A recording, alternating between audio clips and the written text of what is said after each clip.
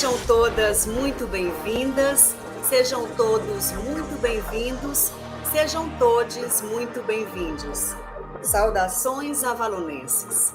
E hoje eu estou multicolorida para apresentar uma mulher para vocês que todos já conhecem, ou ouviram falar, conhecem menos, conhecem um pouco mais, mas com certeza o seu nome diz muito para nós.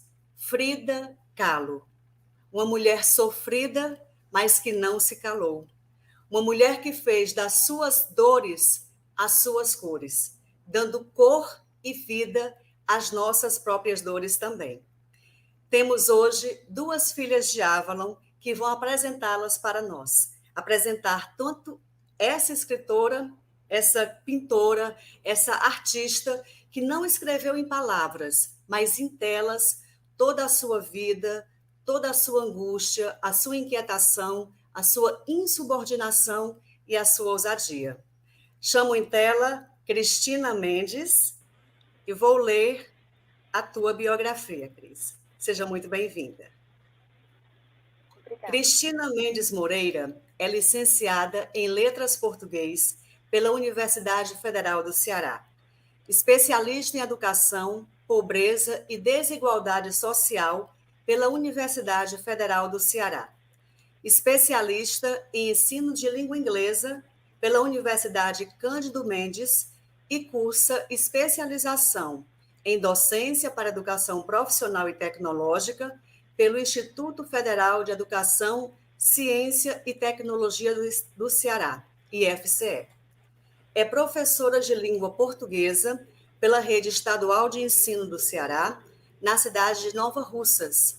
Participa do Grupo de Estudos Filhas de Avalon, onde é membro fundadora, que trata especificamente da literatura produzida pelas mulheres, tanto brasileiras como estrangeiras, pretéritas e atuais. Minha querida, seja muito bem-vinda.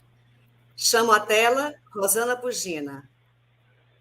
Rosana Pugina fez doutorado em Estudos Literários pela Universidade Estadual Paulista, sob orientação da professora doutora Maria de Lourdes Ortiz Gandini Balda, com bolsa de estudos do CNPq. Fez doutorado sanduíche com bolsa PDSE-CAPES na Universidade Nova de Lisboa, sob co-orientação do professor doutor Fernando Cabral Martins, sendo que parte dos estudos desenvolvidos em Portugal integra a tese de doutorado da pesquisadora. Além de diversos artigos em periódicos, tem ainda capítulos publicados nos seguintes livros: Literatura Erótica e Pornográfica, em 2019, Ciências da Linguagem em Discussões Feministas sobre Pornografia, 2022, Corpo em Foco, Proposições Contemporâneas, 2022, e Das Brumas à Luz, Escritoras Nacionais em Pauta, 2023. Publicou a sua tese em livro em 2020, Um Depoimento Sócio-Histórico Litero-Pornô, Relações Dialógicas, Carnavalização e Corpo Grotesco em A Casa dos Budas Ditosos, de João Baldo Ribeiro. Participa do Grupo de Estudos Bakhtinianos de Gêneros do Discurso, Universidade de Franca, e do Grupo de Estudos Filhas de Avalon, Universidade Estadual do Ceará, do qual é membro fundadora, sobre a literatura de autoria feminina. Atualmente é professora tutora nos cursos de pós-graduação à distância do Centro Universitário Claretiano de Batatais. Ensino de português, literatura e redação. Teorias do discurso e do texto, nas seguintes disciplinas: ensino de leitura e interpretação e de teorias linguísticas para os textos literários, respectivamente. Bem-vindas, professoras, estejam à vontade. Professora, a palavra é tua. Pois bem, com relação à obra de Frida Kahlo, como bem mencionado, né, nós vamos observar uma profunda conexão, uma grande conexão com a biografia dela. Começamos com essa citação, como meus temas foram sempre minhas sensações, meus estados de mente e as profundas reações que a vida tem produzido em mim, eu frequentemente objetivei tudo isso nas figuras sobre mim mesma, que eram a coisa mais sincera e real que eu podia fazer para expressar o que eu sentia dentro e fora de mim mesma. Então, nós vamos perceber muito essa característica dela, principalmente nas suas pinturas. A obra de Frida Kahlo, ela vai começar a pintar, vai envolver muito essa questão da Revolução Mexicana, né? Ela, como a Rosana bem mencionou, ela vai se identificar muito com isso, né? Nessa busca por essa identidade, valorizar, né? Resgatar e valorizar as raízes mexicanas, tanto para despertar esse sentimento de patriotismo na população, como para si mesma. Entretanto, né, ela sempre fazia muita questão de deixar bem claro que ela pintava a própria realidade. Né? Como ela sempre dizia, eu pinto a minha própria realidade. A única coisa que eu sei é que pinto porque preciso. E pinto tudo que passa pela minha cabeça, sem levar nada mais em conta. Então, conforme a biografia, né, como mencionada a biografia de Herrera, ao pintar a si mesma, né, em muitas pinturas nós vamos observar uma Frida sangrando, uma Frida chorando, né, com lágrimas, mostrando esse seu sofrimento, com uma coluna partida. Então, por meio aí dessas pinturas, ela buscou transferir a dor dela, transformar a dor dela em arte. Né? Ela transmuta o significado de dor, né? Transforma aquilo que lhe causava sofrimento, ela vai transformar em arte, em algo belo. A seguir, nós temos aqui as principais viagens que ela realizou a trabalho. Em 1930, a maioria dessas viagens ela realizou com Diego. Em 1930, eles vão a São Francisco, né? A maioria dessas viagens que Frida realizou com o Diego foi a trabalho dele, né? Ela foi como acompanhante. Então, em 1930, eles chegam a São Francisco, né, para ele realizar alguns trabalhos. Eles ficam aproximadamente 4 a 5 anos, né, nos Estados Unidos. No ano seguinte, eles chegam a Nova York, né, passam um tempo lá, onde ela tem contato com algumas personalidades da época, dentre elas Henry Ford, né, enfim. Em 1932, chegam a Detroit, voltam a Nova York no ano seguinte, e aí acontece, né, que acabam que eles retornam, né, para o México devido a dificuldades financeiras. Né, e a Frida queria muito voltar para casa e Diego já não tinha esse desejo. E aí, quando eles retornam, né, com a ajuda de alguns amigos, ele meio que fica chateado, culpa ela, inclusive, né, pela volta ao México. E é justamente nesse período que acontece o caso extraconjugal com Cristina, né, nesse período, quando eles voltam nos Estados Unidos. Em 1938, vai acontecer a primeira exposição individual de Frida. Ela vai a Nova York, né, fazer essa exposição. No ano seguinte, ela vai à França, né, na sua exposição sozinha, inclusive. Ela vai a Paris com a ajuda de André Breton. Nessa ocasião, o Louvre, né, da exposição, o Louvre ele vai adquirir uma das pinturas de Frida, inclusive essa pintura se encontra na França até hoje. E, ao mesmo tempo, né, ela conhece alguns pintores, do período, né, principalmente surrealistas e cubistas, dentre eles o Pablo Picasso, o Duchamp, Miro e Kandinsky. E, em 1940, ela retorna para São Francisco. Então, como podemos mencionar, né, na maioria dessas ocasiões, ela estava acompanhada por Diego nas viagens, né, principalmente porque eram viagens onde ele ia a trabalho, né, pintar os murais, afrescos, entre outros. A seguir, né, nós podemos observar a primeira obra, né, de Frida como artista, de fato, como a Rosana já havia mencionado. Essa obra, né, o primeiro quadro, né, ela fez como um presente para o primeiro namorado, Alejandro, que, como a Rosana já havia mencionado, foi o primeiro namorado, foi o primeiro amor dela, podemos dizer assim. E já temos aqui o primeiro autorretrato. Né? Ao todo, né, a título de curiosidade, ela fez, ao longo da vida, 143 pinturas. E dessas, 55 são autorretratos. Então, assim, a gente percebe, nós vamos perceber muito ao longo aí da análise e do estudo de algumas dessas pinturas, porque, infelizmente, né, não tem como nós olharmos todas, porque, enfim, né, o tempo é curto. Então, nesse caso, né, como já foi mencionado, Alejandro, ele viaja à Europa, né, após o acidente, né, que Frida sofre. Ele viaja para a Europa em 1927, né, porque os pais não eram de acordo com esse relacionamento. Ela escrevia muitas cartas. A princípio, não tinha tanto retorno, né, e após, quando ele foi para a Europa, ele passou a mandar cartões postais, né, dos lugares que estava. Como podemos perceber aqui, né, Frida escreveu com relação, quando ela enviou esse autorretrato, ela também ela fez uma referência, né, alguns meses depois. Você não pode imaginar como é maravilhoso esperar por você, serenamente como no retrato, né, em uma das cartas que ela envia para Alejandro. Então, como podemos observar, analisando, né, fazendo uma análise dessa imagem, nós temos uma espécie de súplica que ela realiza, né? Temos aqui o fundo preto, uma tela de fundo preto, ela ali ao centro, com um robe vermelho, né? Um tom,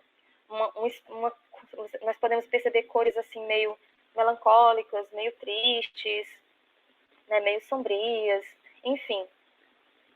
E como nós podemos observar, nesse caso, ao mesmo tempo que temos esse tom sombrio, nós também temos traços delicados, né? O semblante do autor da Frida, a mão sobre o braço. É muito conhecido, né? No slide seguinte, né, como nós podemos observar, ela é muito associada, por questões artísticas. Alguns livros de literatura associam Frida ao surrealismo. Né? Ela mesma não se reconhecia, né? Ela não se identificava como surrealista, ela não aceitava essa classificação atribuída a ela, porque ela sempre dizia que pintava o que sentia, né? Pintava a si mesma, porque ela era o que ela mais conhecia. Então, aí nesse caso, em 1938, né, ela conhece o André Breton, que era o principal, né, o líder do movimento surrealista na época. Ele foi ao México para fazer uma visita ao Trotsky, né? Trotsky estava refugiado no México, e André Breton foi ao México visitá-lo, e nessa visita ele conhece as obras de Frida, né? Ele conhece a Frida Kahlo, ele tem contato com as obras dela, com as pinturas, e fica simplesmente fascinado. E como nós podemos observar aqui, nós temos um trecho da ocasião em que houve uma conversa entre eles, né, onde ela foi chamada de surrealista e simplesmente Frida não aceitou. Como nós podemos observar, de início, Breton já gostou da pintura de Frida, mas esta logo o achou muito arrogante, chato e teórico demais em suas concepções artísticas. Ela, no entanto, não queria recorrer a nenhuma teoria para falar de sua pintura, para executá-la muito menos. Ela era livre. Entre si falavam em inglês. Você é uma surrealista, disse-lhe Breton. Que é que o leva a dizer isso? Você corresponde muito bem à definição. Frida o fitou bem dentro dos olhos. Acho que não quero corresponder a nenhuma definição. Então, Frida, deixe-me dizer que você é surrealista sem o saber. Frida refletiu 2 minutos. Não, eu não sou surrealista. Tudo isso é conversa. Uma coisa posso lhe dizer. Eu pinto a minha própria realidade. Então, ela simplesmente não se reconhecia como pertencente a esse movimento, embora seja atribuída a ela também características do surrealismo. Para entendermos um pouquinho também sobre por que ela se atribuída ao surrealismo, é interessante também nós conhecermos um pouco desse movimento. O movimento esse que é tido como um movimento de vanguarda, né? Assim como nós temos ao todo 5 vanguardas europeias, se salvo não me engano, e o surrealismo ele foi um dos últimos movimentos de vanguarda. Ele vai se iniciar na França, com a publicação do Manifesto do Surrealismo, isso em 1924, por André Breton. Logo abaixo nós temos aqui uma imagem da capa original, né, da primeira publicação aí do manifesto, e acima uma imagem do líder, né, André Breton, tido aí como líder do movimento. Nesse caso, eles vão... quais seriam aí? Nós temos 2 linhas de atuação para o movimento surrealista. A primeira linha de atuação, de abordagem, vai ser justamente a psicanálise. Né? Nós temos aí nós temos Freud na psicanálise, no estudo do subconsciente, né?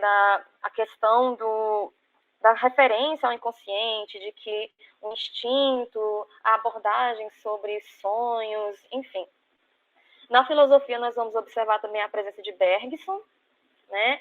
Essas 2 figuras, né? esses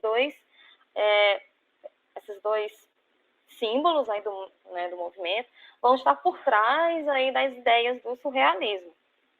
Então, eles encaravam, tanto Freud como Bergson, eles encaravam o inconsciente e o subconsciente e a intuição como fontes, como a fonte de conhecimento do homem. É a partir do subconsciente que você reage, né, dentro da sua consciência. Outra linha também de atuação, o próprio André Breton, inclusive, ele também é analista. Então, ele meio que, né, também estava por dentro ali dessa filosofia. E outra linha de atuação também do surrealismo é o universo onírico, né, a abordagem dos sonhos. Já que vamos falar do inconsciente, do subconsciente, já que é esse instinto que guia, né, a racionalidade do ser humano, do indivíduo, nada mais justo também do que falar sobre o sonho, né, o universo onírico, e a transposição do sonho para a realidade. E isso nas artes, né, também não vai ser diferente. Né, eles vão transpor esse sonho para o plano artístico. Logo abaixo nós temos aqui um trechinho, né, eu coloquei aqui um trechinho do manifesto, né, que André Breton escreveu, onde ele define, né, deixa bem claro qual é a ideia, né, o ideal desse movimento, né, dessa vanguarda. Surrealismo, substantivo masculino, automatismo psíquico puro pelo qual se propõe a exprimir, seja verbalmente, seja por escrito, seja de qualquer outra maneira, o funcionamento real do pensamento, ditado do pensamento na ausência de todo controle exercido pela razão, fora de toda preocupação estética ou moral. Então, aqui temos aí uma definição. A seguir, né, no próximo slide, nós temos uma imagem, né, um registro do encontro de André Breton com Frida, na visita que ele realizou ao México. Né, temos aí aqui essa imagem. No slide seguinte, temos um encontro entre Breton, Diego Rivera e Trotsky, né, como podemos ver aqui também na legenda. A foto, o registro ele é de 1938, quando eles preparavam, né, e fizeram esse encontro. Rivera havia conseguido do presidente do México, Lázaro Cárdenas, asilo político para Trotsky, que estava sendo perseguido por Stalin. No próximo slide, também temos aí mais alguns registros, né, desse momento. Temos aqui o registro de Frida com a esposa de Breton, né, Jaqueline Lambert. A seguir, né, nós já podemos observar que já temos aqui a abordagem de fato sobre os autorretratos, né, como eu já havia mencionado, das 143 pinturas que ela fez ao longo da vida, 55 foram de si mesma. Então, aqui nós temos, né, como vocês podem observar, uma das grandes paixões dela, além de Diego, claro, foi o pai, né, Guilherme, que foi um dos uma principal fonte tanto de inspiração como apoio para ela, principalmente, né, como nós podemos observar, e a Rosana bem explicitou, foi o que mais deu apoio a ela quando ela estava em convalescência, no período que ela ficou acamada, se recuperando do acidente, né, ela teve todo o apoio do pai, ele mandou colocar um espelho sobre a cama dela, fez todo enfim, né, foi quem mais a ajudou. Como já foi abordado, né, ele era fotógrafa, foi sem dúvida a maior influência que ela teve na vida. E naquela imagem, como nós podemos observar, registro de 1951, temos aqui ela pintando o pai dela, nesse registro. E como ela bem deixou, Frida escrevia no seu diário, né, como temos aqui também como fonte a biografia dela, ela escreveu no seu diário que meu pai foi para mim um grande exemplo de ternura, de trabalho e, acima de tudo, de compreensão de todos os meus problemas. Então, para ela, para Frida, o pai dela, né, Guilhermo, ele era o principal apoio que ela tinha, né, principalmente, né, durante a vida dela. E a seguir, já temos aqui a apresentação dos principais autorretratos, das principais pinturas que ela produziu. A primeira delas é intitulada por Umas Facadinhas de Nada. É datada do ano de 1935 e é uma pintura baseada em uma notícia. Né? Segundo constava na notícia, um homem alcoolizado, ele simplesmente jogou a namorada sobre a cama e a apunhalou 20 vezes. Né? A esfaqueou, né? Um homem esfaqueou a namorada 20 vezes e quando foi questionado sobre o crime, ele disse apenas que tinha dado umas facadinhas de nada. Então, na tela que está no próximo slide, nós vamos observar que ela vai fazer esse registro, né? Conforme podemos observar no slide seguinte, que temos o registro da pintura, temos aqui a imagem, como vocês podem observar, 2 pombos, né? Um pombo branco e um negro, segurando a faixa, né? Unos quantos piquetitas, né? O título da obra em espanhol. E aí temos na cama ao centro a figura da moça esfaqueada e o namorado em pé olhando para o que ele fez, né? Para o crime, para a arte, podemos dizer assim, que ele produziu. Ela bem centralizada, o filete de sangue escorre pelos dedos e mancha o líquido, se esparrama pelo chão. Então, assim, a gente percebe que a Frida, né, o fundo assim amarelo, né, tudo uma simbologia, né, as cores não são à toa, né, a utilização das cores, porque como Frida bem sempre enfatizava, o amarelo na pintura para ela representava a doença, o medo, a insanidade. Então, esses ferimentos, né, mostravam para ela os danos emocionais. Tinham um significado para Frida, né, tanto o choque da notícia, como também os danos emocionais que ela sentia, né, pelo acidente dela e tudo mais. No slide seguinte, nós temos também um autorretrato dela, muito marcante, por sinal. Esse autorretrato, Memória, o Coração, ele é de 1937, e esse quadro, Frida vai representar a maior mágoa, uma das maiores mágoas da sua vida, que foi o caso extraconjugal de Diego com sua irmã Cristina, né, com a irmã dela, Cristina. Então, aqui nós temos alguns aspectos interessantes. Temos aqui o coração, né, no lugar do coração onde deveria estar o coração de Frida, está trespassado, né, por um objeto. Em uma ponta, na pontazinha à frente, temos aqui a representação do Cupido, que seria, aliás, o símbolo do amor e tudo mais. Aos seus pés, né, sobre o solo, temos aqui um coração sangrando, cortado. Nesse caso, o coração partido, né? Ele representaria aqui o sentimento que ela sentiu, a mágoa, né? A dor pela traição, né? Pela dupla traição que sofreu.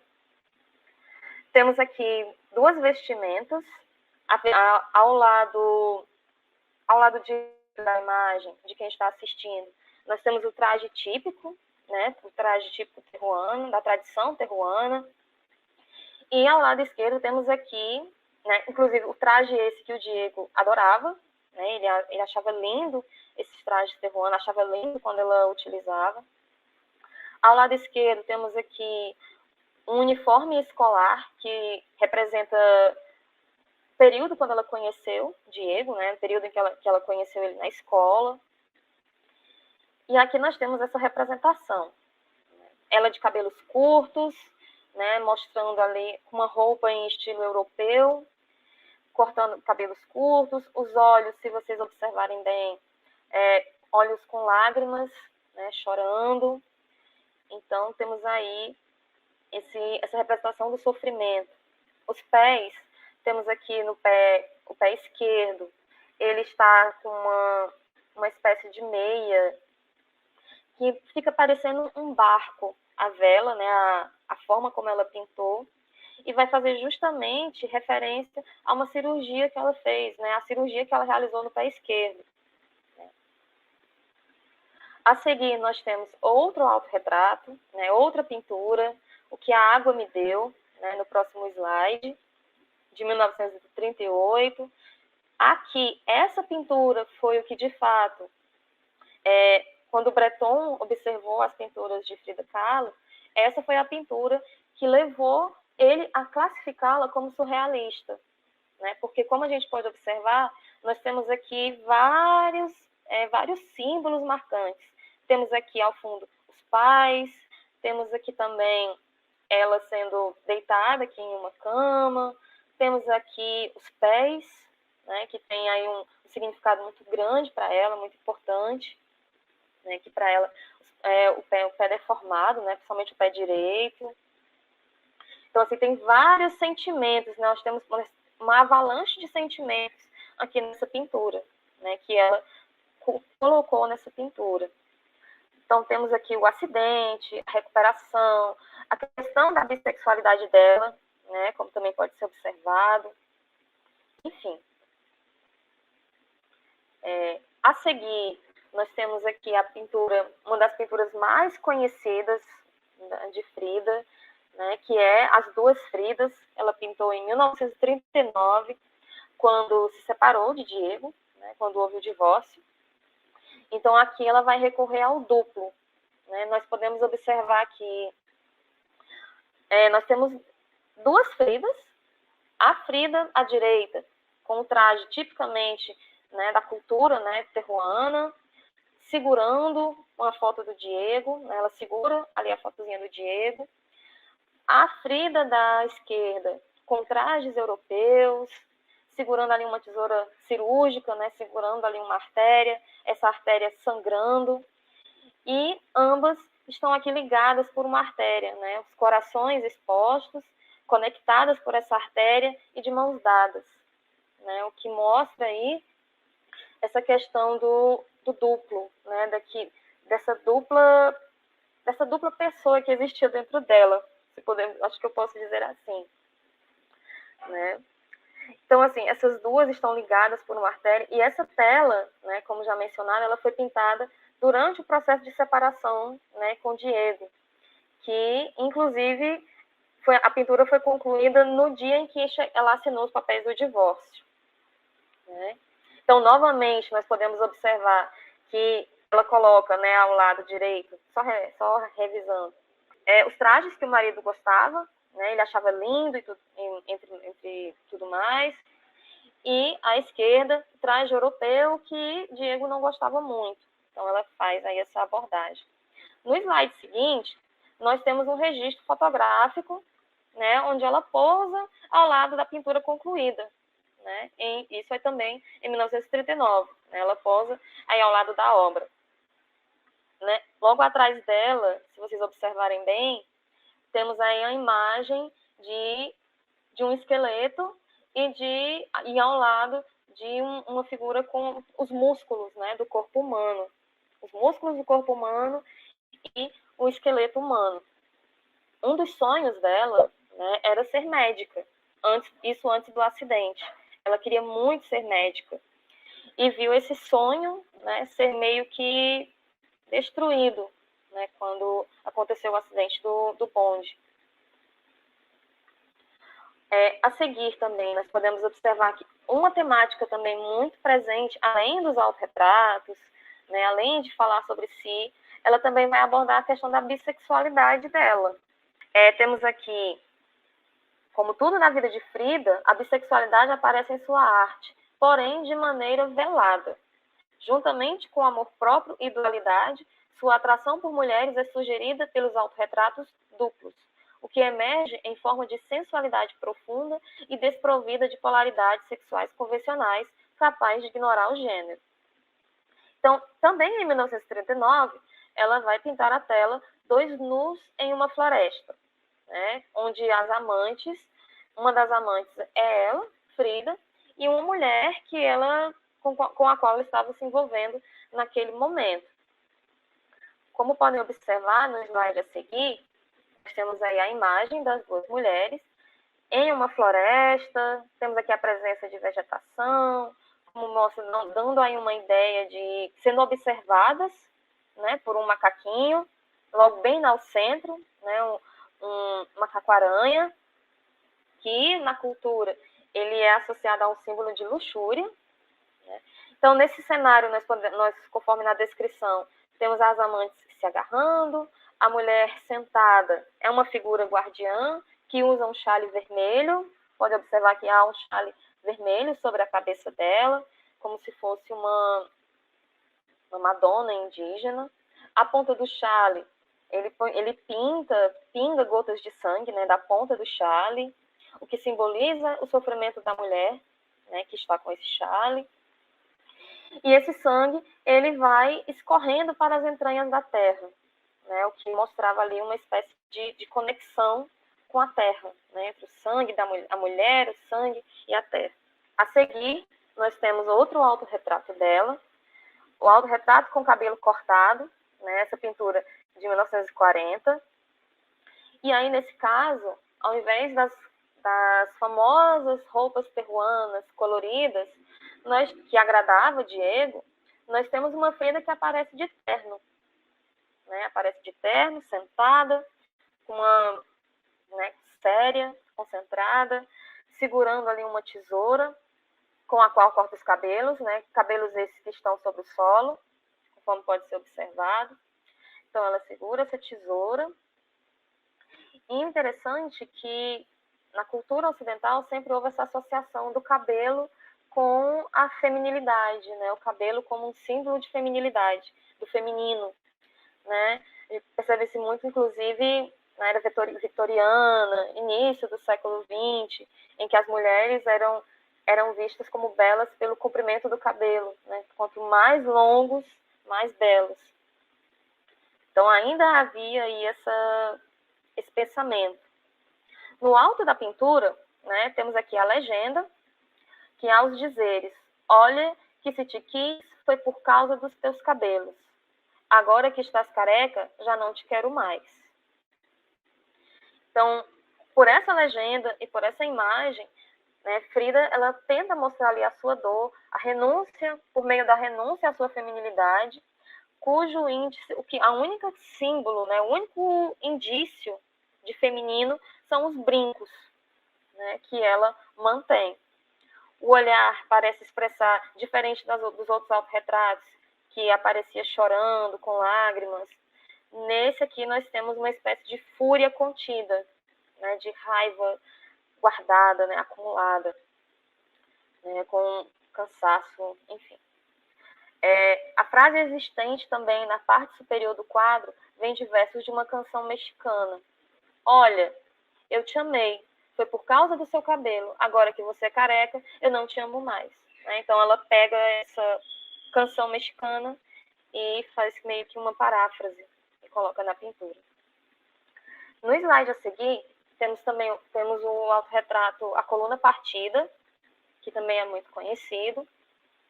E aqui nós temos a representação, de fato, das fortes dores que ela sentia, né? Da angústia e do sofrimento expressos de uma forma direta, né? Direta e até meio que horripilante, né? Como está escrito aqui no slide.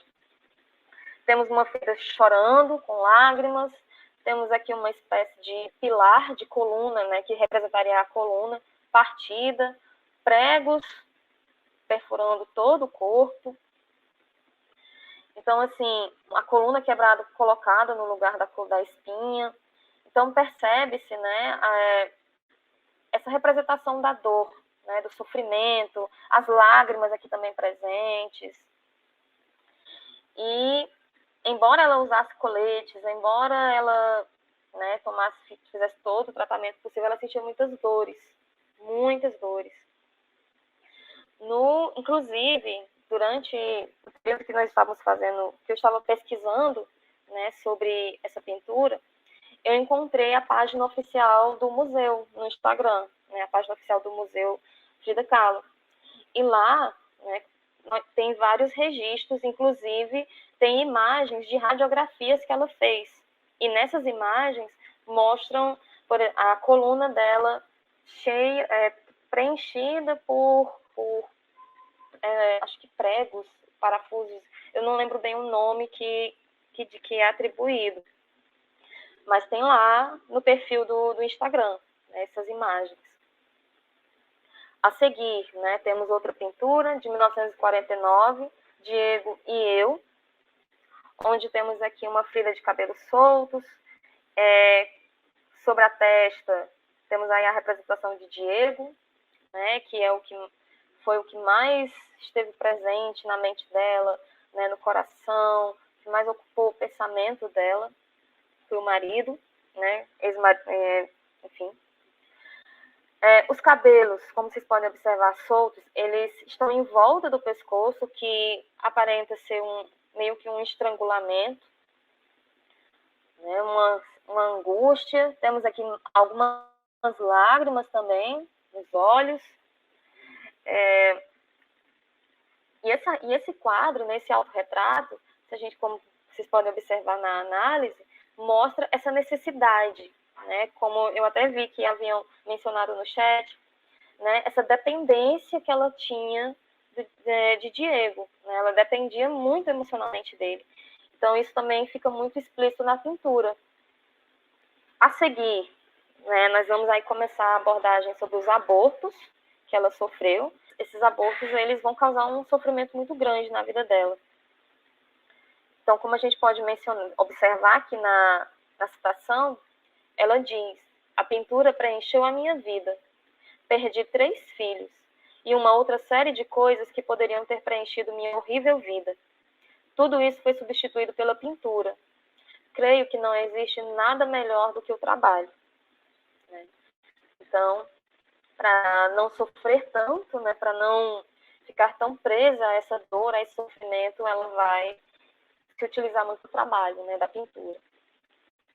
Então, como já foi mencionado, ela sofreu 3 abortos, todos relacionados, né, conforme os médicos mencionaram na época, todos os abortos relacionados ao acidente do bonde, né, como já foi mencionado, né, a barra de ferro que transpassou o quadril da artista e o que deixou ela incapacitada de ter filhos.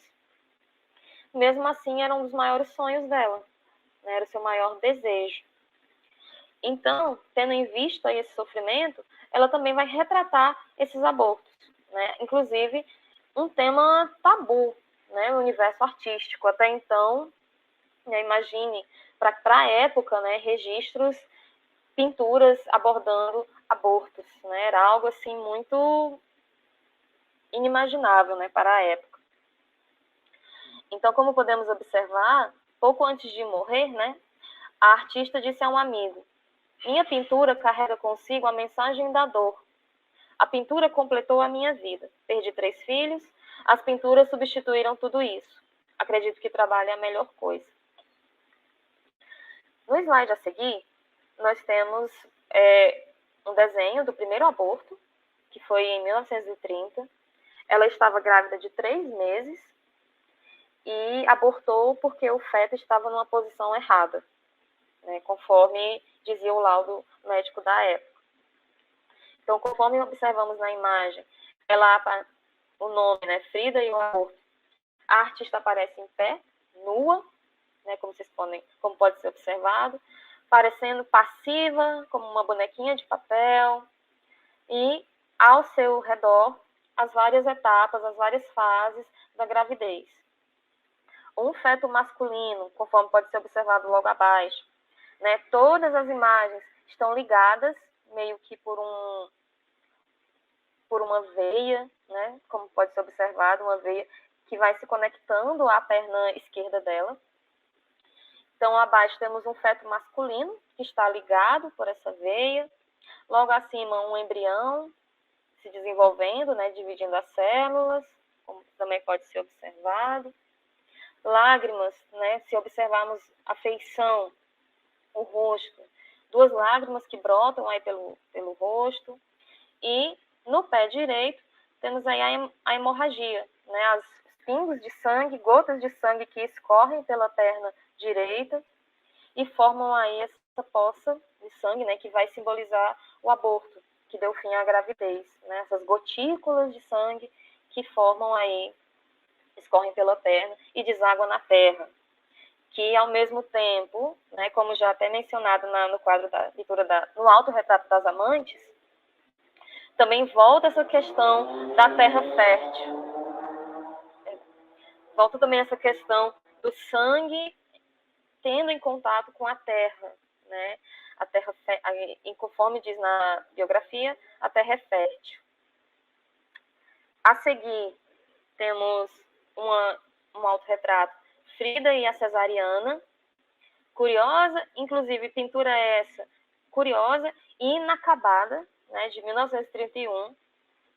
E essa pintura também faz referência ao aborto que ela sofreu, né, que Frida sofreu em 1930. Como todos sabemos, ela jamais realizou uma cesariana, mas ela menciona, ela registra essa possibilidade porque na época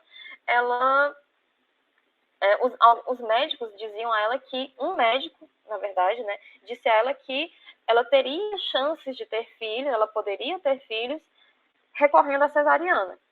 Né, ela ainda haveria essa possibilidade. Felizmente, é uma possibilidade que nunca aconteceu. A seguir, temos a abordagem sobre o quadro em Hospital Henry Ford, ou A Cama Voando, de 1932, onde vai representar o segundo aborto.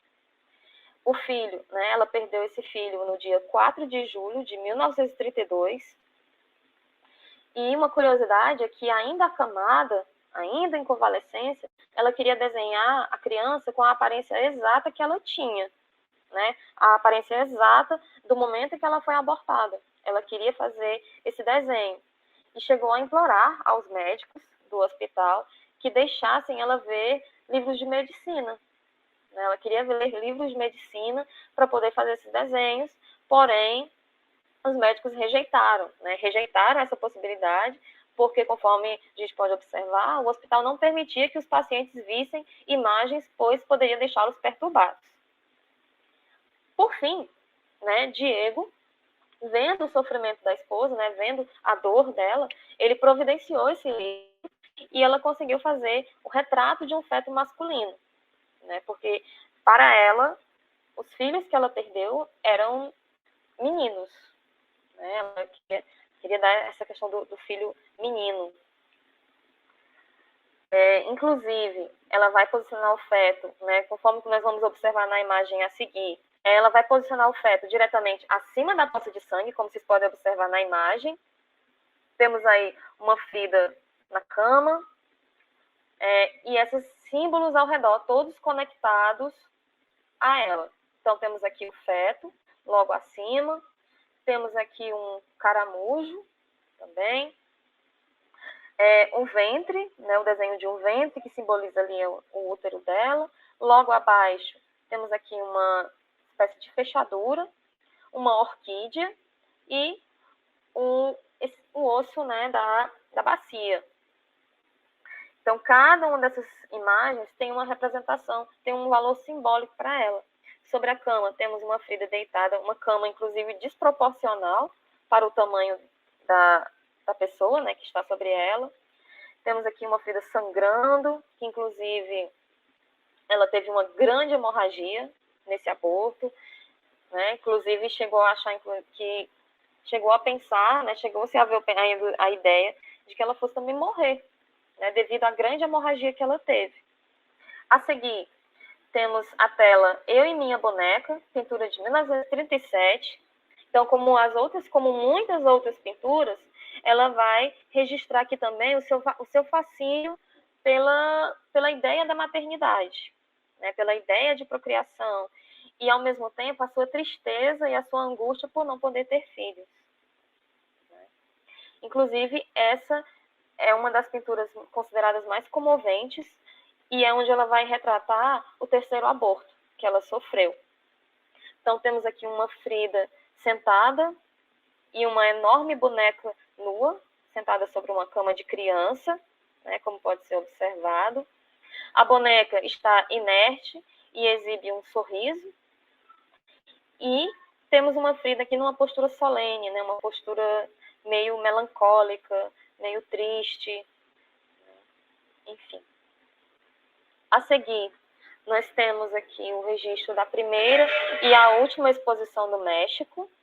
Em 1953, né, um ano antes do falecimento dela, ela ganhou a primeira grande exposição individual de suas pinturas na sua terra natal, porque até então ela já havia realizado, né, exposições, porém foi fora.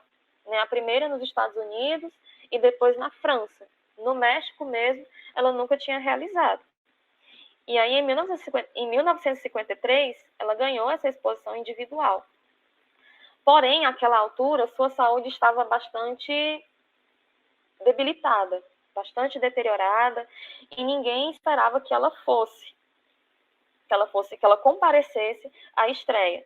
Porém, às 8 horas da noite, em ponto, pouco antes da abertura da galeria, a ambulância chega e ela, usando o típico traje, né, terruano, foi tirada de dentro do veículo e levada em uma maca. Inclusive, esse registro é também apresentado no filme dela de 2002, né, no filme Frida. Mostra esse registro de quando ela vai à exposição dela, a primeira exposição. E a seguir, nós podemos observar um registro fotográfico desse evento, né? Frida em sua exposição em abril de 1953.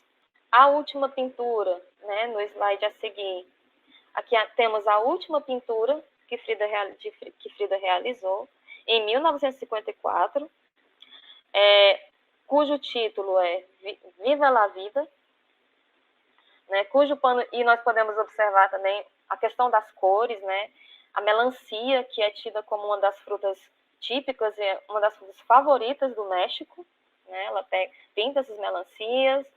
Temos logo atrás um céu duplo, né, um céu azul e brilhante de um lado, né, um lado mais claro, um lado mais escuro. Né? E é como se ela estivesse, como a gente pode observar, é como se ela tivesse reunido toda a vitalidade que tinha, né? O resto de vida que ela tinha, ela quis registrar nesse quadro. Né? Apesar das frutas cortadas reconhecerem a iminência da morte, a saborosa polpa celebra a vida. Então, assim, a fruta cortada, né, sabendo ali que está no seu fim, ela continua saborosa, né? E é celebrada por isso. E aí, logo abaixo, como nós podemos observar, ela escreve seu nome, Frida Kahlo, a data e o local de execução da tela, Coyoacán, México, e logo acima, Viva la Vida. A seguir, temos também, agora vamos também ver um ponto curioso, né? Vimos uma Frida professora, agora vamos observar também uma Frida escritora, né? Que foi, além de pintora, também foi escritora. E aí começa também com essa citação. Às vezes, pergunto-me se minha pintura não foi, pela maneira como a conduzi, mais parecida com a obra de um escritor do que um pintor. uma espécie de diário, a correspondência de toda uma vida. O primeiro seria o lugar onde eu teria libertado minha imaginação, tanto quanto analisado meus feitos e gestos. Pela segunda, eu teria dado notícias de mim, simplesmente aos entes queridos. Aliás, meus quadros, eu os ofereci quase todos. Sempre foram destinados a alguém desde o começo, como cartas. Minha obra, a biografia mais completa que jamais poderá ser feita sobre mim. Então, a seguir, né, nós podemos observar que Frida ela foi uma exímia redatora de cartas. Né? Em vários registros, ela gostava muito de enviar cartas, né, principalmente para as pessoas que ela gostava. E esses registros, né, a maioria, esses escritos, eram utilizados para identificar tanto o retratado, quanto o local e a data de fruição da obra. A produção, né, nos relatos que ela enviava para seus amigos, estava principalmente, né, ela escrevia principalmente sobre o seu estado de saúde, né, sobre como ela estava, o que ela sentia, alguns comentários sobre obras que ela estava trabalhando no momento. Então, são os principais registros feitos nas cartas. A seguir, nós temos também a questão do diário íntimo, onde ela se dedicou entre os anos de 44 e 54, né, a última década de vida dela, que são, né, que inclusive, esse diário íntimo, ele é composto de algumas aquarelas, né, algumas pinturas, relatos, cartas, poemas e desenhos que ela fez em diversas cores. E, né, nós temos uma letra que, a princípio, se mostra firme, né, uma letra bem desenhada, bem elaborada, e que, aos poucos, vai se tornando cada vez mais incerta, na medida em que a saúde dela vai se deteriorando. A grande maioria desses poemas, desses textos, inclusive, eram para Diego. Tanto que, nesse diário íntimo, que inclusive temos também, está nas nossas referências, ela chega a mencionar que ele era exclusivamente para Diego, né? Era como se fosse uma espécie de declaração de amor para ele. Segundo estudiosos sobre sua vida e obra, sua poesia poderia ser entendida como parte do estridentismo. O estridentismo ele foi um movimento artístico mexicano, né, que aconteceu no México, isso nos anos de 1920, 1921, e tinha como principal característica a emoção como fonte de criação estética. Seria uma espécie de um pouco parecido com o romantismo, podemos dizer assim, se fôssemos comparar a escolas literárias. Porém, né, como podemos observar, é válido considerar também seu contexto social e artístico, sua posição enquanto mulher, artista e os diferentes formatos no qual desenvolveu sua produção visual, verbo visual e verbal. Então, a seguir, nós temos aí um dos textos que ela escreve no diário, na saliva, no papel, no eclipse, em todas as linhas, em todas as cores, em todos os jarros, em meu peito, fora, dentro. No tinteiro, nas dificuldades de escrever, no assombro de meus olhos, nas últimas linhas do sol, o sol não tem nenhuma linha, em tudo. Dizer em tudo é idiota e magnífico. Diego, em minha urina, Diego, em minha boca, em meu coração e minha loucura, em meu sono, no papel mata-borrão, na ponta da caneta, nos lápis, nas paisagens, na comida, no metal, na imaginação, nas doenças, nas vitrines, em suas lapelas, em seus olhos, em sua boca, em sua mentira. Então, aqui ela vai falar um pouco sobre Diego. A seguir, no slide a seguir, temos também outro poema, cujo título é Lembrança, e ela expressa, né, o seguinte: eu sorria, nada mais. De repente, porém, eu soube na profundeza de meu silêncio que ele me seguia, como minha sombra, leve e sem culpa. Na noite, um canção soluçou. Os índios se estendiam, como serpentes, pelas vielas da cidade. Uma harpa e uma jarana eram a música, e as morenas sorridentes. eram a felicidade. Ao fundo, atrás do zócalo, o rio cintilava e escurecia, como os momentos de minha vida. Ele me seguia. Acabei chorando, isolada no pórtico da igreja paroquial, protegida por meu chale de bolita, encharcada por minhas lágrimas.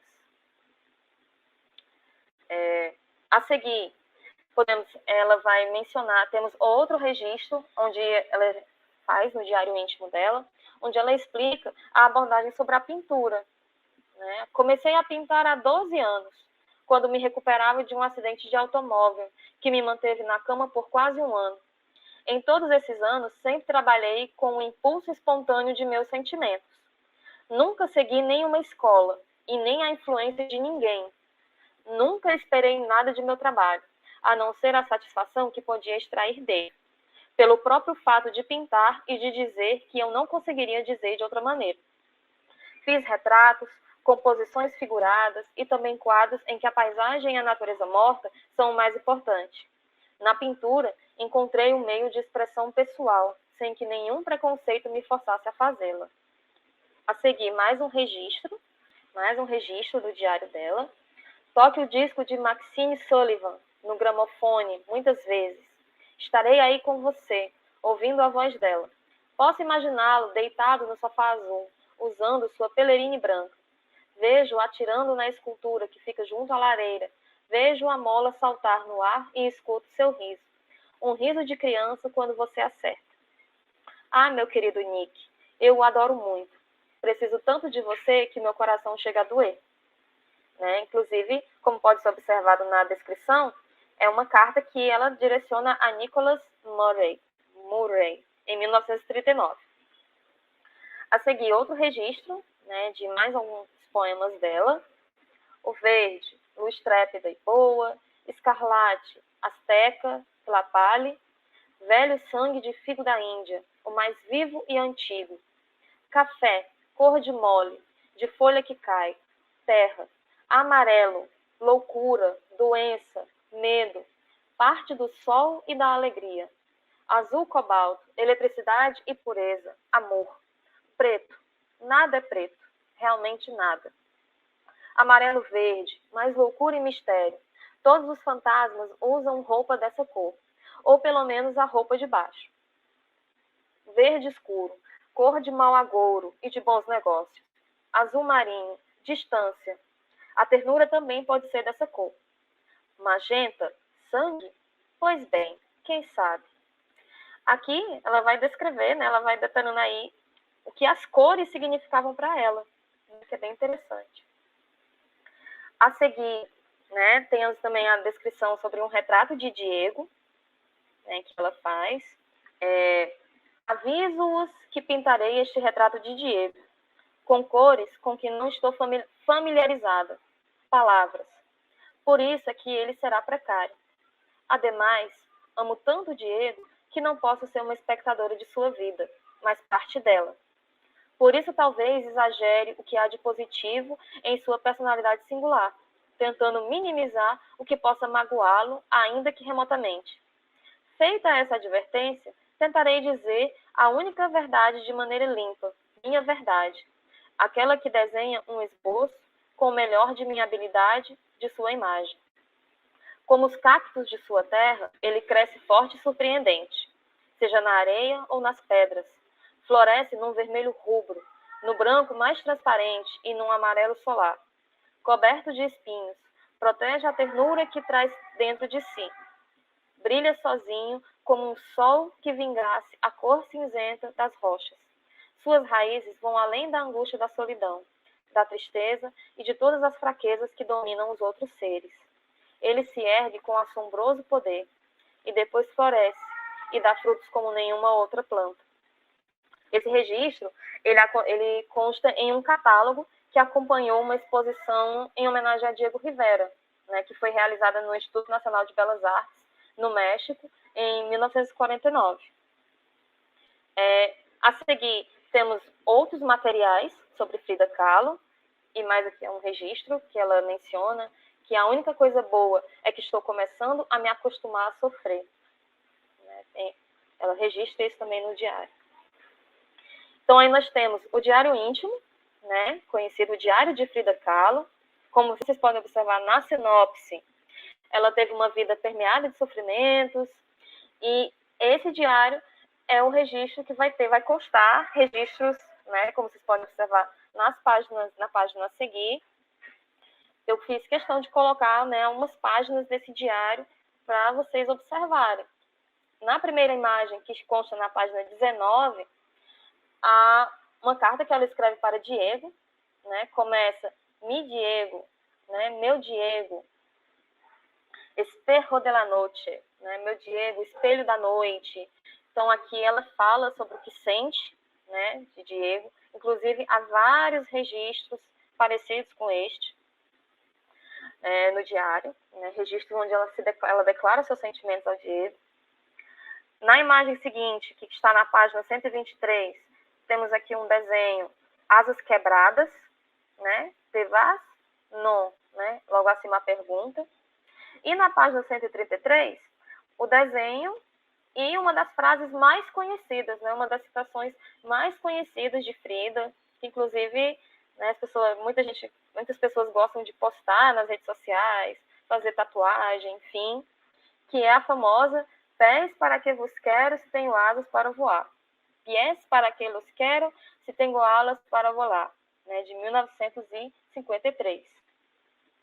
A seguir, temos outro livro sobre ela, Frida Kahlo na Cozinha, que vai mostrar um lado que pouca gente conhece, né, que é, né, o Segredo de Frida Kahlo. Né, como podemos observar, é um livro que mistura realidade e ficção, e mais do que a emocionante história delas, também envolve a narrativa de o autor, Francisco Hagenbeck, revela um delicioso segredo de Frida, seu livro de receitas.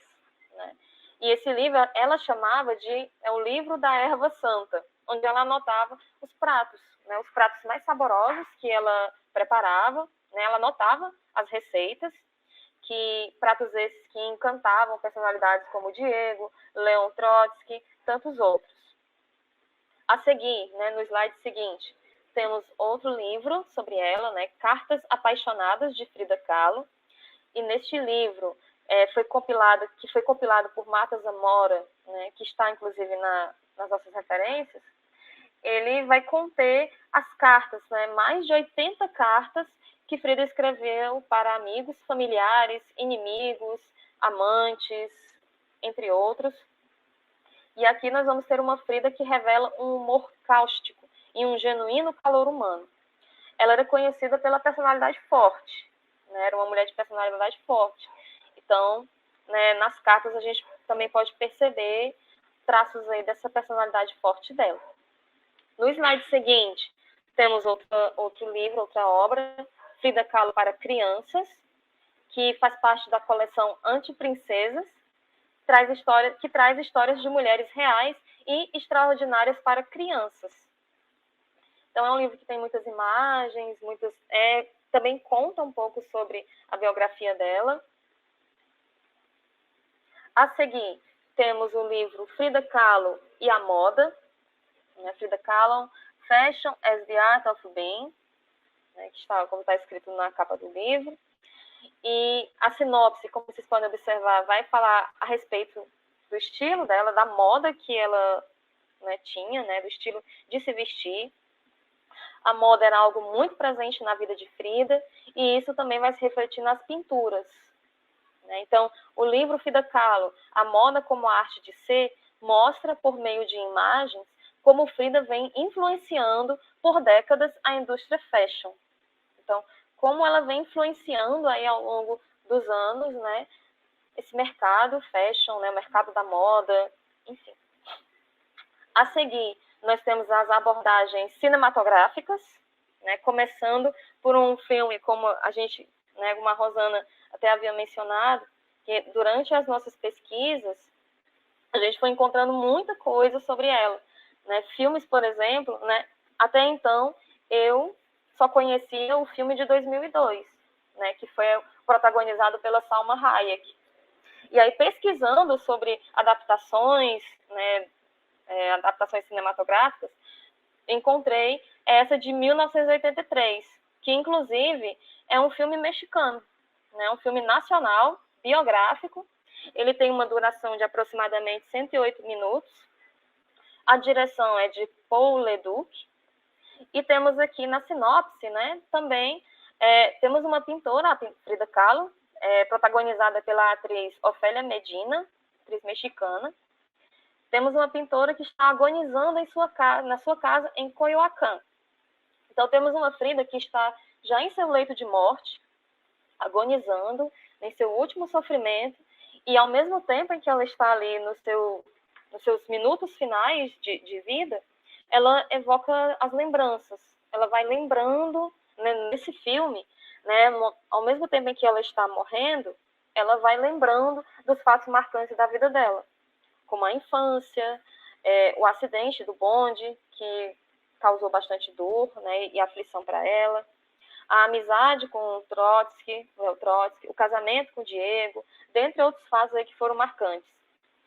E a gente pode observar que na capa do filme, né, no cartaz, tem também vários elementos ali representando as pinturas dela. O nome do filme, inclusive, é Frida, Naturaleza Viva. No slide seguinte, temos o filme que é o mais conhecido, né, Frida, de 2002. E aqui, né, nós temos também, esse foi produzido dos Estados Unidos, Canadá e México, né, foi uma produção aí desses 3 países, direção de Julie Taymor. E aqui nós temos, né, Frida, né, interpretada pela atriz Salma Hayek, um dos principais nomes da história artística do México. Conceituada e aclamada como pintora, ela também teve um casamento aberto com Diego Rivera, interpretado por Alfred Molina, seu companheiro também nas artes, e ainda um controverso caso com o político Leo Trotsky, Geoffrey Rush, e com várias outras mulheres. Então, esse filme aqui, ele vai abordar também aspectos biográficos da vida dela, como o casamento, inclusive mostra o momento em que eles se conhecem, ainda quando ela estava na escola, antes do acidente, tem o registro do acidente, né, de como aconteceu, enfim. A seguir, nós temos aqui alguns documentários sobre ela, né, documentários que estão no YouTube. O primeiro deles, Vida e Obra de Frida Kahlo, é um documentário produzido pelo Mundo.doc. E aqui ele vai mostrar, né, essa mulher forte e decidida, que foi Frida Kahlo. É um passeio pela biografia dela, pela produção artística que ela realizou. O documentário traz uma biografia íntima de uma mulher que graciosamente equilibra a vida privada de doença e dor contra uma pessoa pública que era extravagante, irreverente e de renome mundial. A seguir, nós temos também outro documentário produzido. Nesse caso, esse documentário foi realizado pelo National Geographic e, como pode observar, o título, né, Frida, Viva la Vida, né, em alusão à última pintura dela. Esse documentário, ele vai destacar os 2 lados dela, o duplo, né, as 2 almas que ela possuía. De um lado, nós temos a mulher independente e atormentada pelo amor, e a artista, né? Por outro lado, temos ali aquela mulher artista, né, que queria se ver livre de todas as amarras e principalmente das limitações físicas. Então, essas 2 faces da artista, ela é realizada, esse documentário ele é feito utilizando-se das cartas diárias e das confissões privadas. É uma verdadeira viagem ao interior do México para explorar o coração e a alma da pintora. Esse documentário, ele está no YouTube, né? Eu encontrei ele no YouTube. Ele só está em inglês, né? Eu não vi a opção para colocar a legenda, mas fica aí como sugestão para caso alguém tenha o desejo de assistir, né? Fica aí uma dica. A seguir, nós temos aí as exposições realizadas, né? Exposições mais recentes. Essa daqui foi um registro que aconteceu no final do ano passado, foi de outubro até março desse ano, se eu não me engano, de outubro do ano passado ou foi de janeiro? Foi até o início desse ano, que foi a maior mostra imersiva sobre Frida Kahlo da história. Né? A maior mostra de imersiva sobre Frida Kahlo da história chega a São Paulo. E aí temos aqui uma imagem dessa exposição, né, que foi realizada em São Paulo, no início do ano. No slide seguinte, temos também uma exposição. Essa exposição do museu, esse museu Malba, ele é um museu que se encontra em Buenos Aires, na Argentina.